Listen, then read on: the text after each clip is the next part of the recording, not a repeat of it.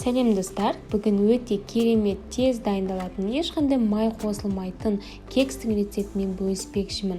Ең алдымен таза құрғақ ыдысқа қантымызды саламыз, ванильный қант саламыз, шым-шым тұз салып араластырып қоямыз. Апельсинді цедрасын үккіштен өткізіп тазалап аламыз. Апельсиннің шырынын шығарамыз. Шырынын шығарып болғаннан кейін цитодан 1 рет өткізіп аламыз. Яғни бізге жай сұйықтық шырыны ғана қажет. Ішіндегі мякоттары болмауы керек.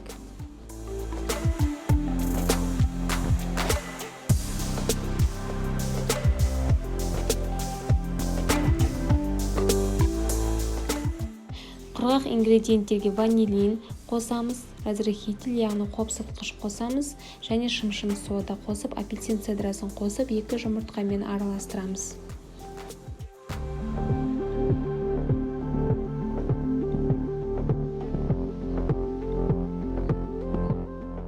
Апельсин шырыны мен айранды 50-50 етіп қойсаңыздар да бола береді, немесе тек айранды ғана, немесе 70-30 етіп қойсаңыздар болады.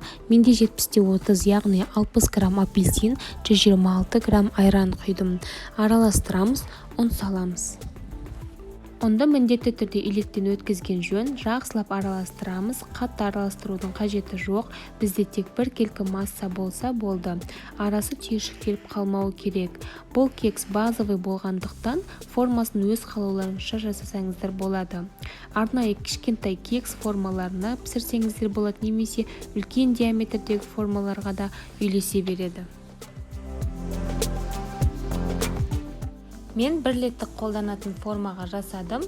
Форма диаметрі 20-10. Форма ішін майлаймыз, немесе пергамент қағазын төсейміз. Сұйықтықты құямыз. Қызып тұрған пеште 180 градуста 35-40 минут пісіреміз. Кекс пісті, өте жұмсақ болып шықты. Бетін шоколадпен немесе 20 грамм апельсин шырынымен қант ұнтағын қосып, араластырып, бетін сәндесеңіздер болады. Мен ақ шоколадпен сәндедім.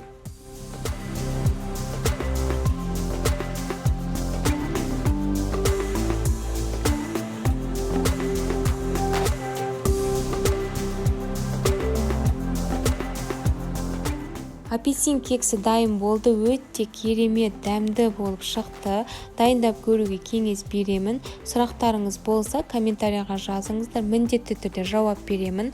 Каналыма жазылып, лайк басуды ұмытпаңыздар. Сіздермен болған Гүлназ.